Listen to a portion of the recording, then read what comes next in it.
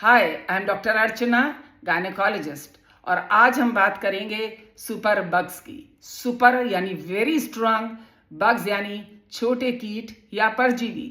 ये होते हैं बैक्टीरिया, वायरसेस, परजीवी जैसे मलेरिया के, या फंगस जैसे कैंडिडा। ये क्यों हो जाते हैं? ये बैक्टीरिया स्ट्रांग बन जाते हैं और इन पे हमारे एंटीबायोटिक्स काम नहीं करते। ऐसा क्यों होता है? वो इसलिए होता है कि हम ड्रग्स का मिसयूज कर रहे हैं, एंटीबायोटिक्स का मिसयूज कर रहे हैं। ये डॉक्टर ने अगर हमें लिखा है 500 मिलीग्राम 6 घंटे से, तो हम अपनी मर्जी से कहते हैं ये तो बहुत ही हाई पावर डोज है, हम इसको लेंगे 250 मिलीग्राम सुबह शाम। या हम एक ही दिन ड्रग खाते हैं और फिर कहते हैं नहीं अब तो फायदा पड़ गया, बेफालतू में एंटीबायोटिक हमें नहीं खानी चाहिए। या अपनी मर्जी से वायरल फीवर में भी एंटीबायोटिक खाते चले जा रहे हैं गूगल पढ़ पढ़ के।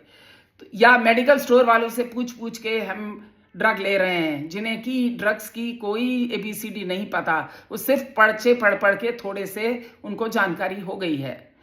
तो फ्रेंड्स, क्या करना चाहिए? हमें करना चाहिए कि हम जब भी खाना खाने बैठें बहुत अच्छे से हाथ धोएं, और खास जो सब्जियां और फल हम खा रहे हैं उनको भी बहुत सफाई से उपयोग में लाएं। क्योंकि अगर पेट का इन्फेक्शन हो जाता है, जैसे क्लैप्सिला है, स्यूडोमोनास है, साल्मोनेला है, ये सब भी ड्रग रेजिस्टेंट हो जाते हैं इनकम्प्लीट कोर्सेज लेने से या कम डोज लेने से। दूसरे होते हैं टीबी के बैक्टीरिया। टीबी का कोर्स होता है 9 महीने से लेके 1 साल तक का। लोग अपनी मर्जी से 2 या 3 महीने में उन्हें ठीक लगने लगता है, उसके बाद वे इसको बंद कर देते हैं कि अब तो हम ठीक हैं। तो ऐसे में वो बैक्टीरिया फिर सिर ऊपर उठाता है और इतना स्मार्ट होता है कि खट से वो भी इसके अगेंस्ट भी रेजिस्टेंस ड्रग के अगेंस्ट कर लेता है, और फिर अगली बार वो सेम टीबी की ड्रग्स उस पर नहीं लगती। और टीबी की ड्रग्स जब नहीं लगती तो डॉक्टर को ऑल्टरनेटिव्स ढूंढने पड़ते हैं।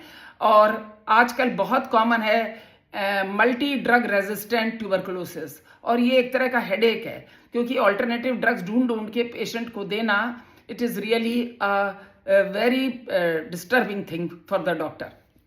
और पेशेंट की लाइफ पे भी इसका असर होता है, उसकी हेल्थ। जो फर्स्ट लाइन ड्रग्स इंप्रूव करती हैं वो सेकेंड लाइन ड्रग्स उतनी इफेक्टिव नहीं होती हैं।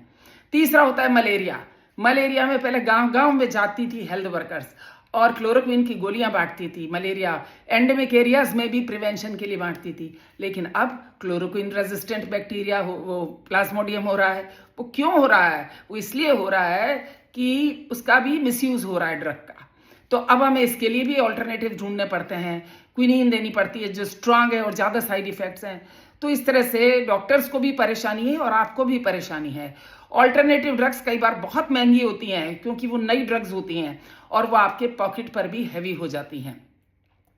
तो हमें सबसे पहले अपने आप का ध्यान रखना चाहिए, खाने पीने का, साफ सफाई का। भीड़ भरे इलाकों में जाएं तो मास्क लगा के रहें, दूरी बना के रखें। कोई नहीं कह सकता कब आप उनसे चेस्ट इन्फेक्शन पकड़ लें या टीबी पकड़ लें, क्योंकि हिंदुस्तान में टीबी के आधे छोड़े हुए केसेस बहुत घूम रहे हैं।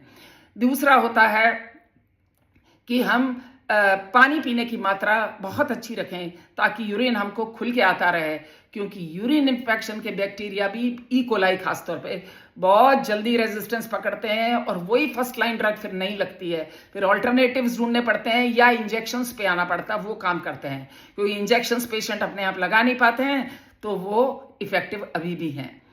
तो ये सब तो ठीक है, लेकिन इसके अलावा वैक्सीन समय समय पे लगवाते रहना चाहिए इन्फेक्शंस की। बच्चों का तो कार्ड बनता है तो वो लोग सब पेरेंट्स लगवा देते हैं। अडल्ट्स में भी 60-65 साल के ऊपर लोगों को सबको न्यूमोकोकल वैक्सीन लगवा लेनी चाहिए, क्योंकि न्यूमोकोकल निमोनिया बहुत ही घातक होता है और ये मरीज की जान भी ले सकता है। दूसरा होता है फ्लू वैक्सीन।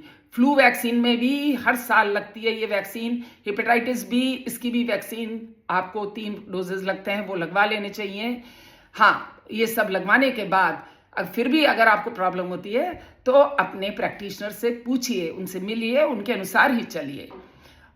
तो इसके अलावा भी अगर आपके मन में कोई कमेंट्स हैं या कोई जानकारी प्राप्त करने के लिए कोई क्वेश्चंस हैं, तो आप मेरे कमेंट बॉक्स में लिखिए और I will be very glad to answer them.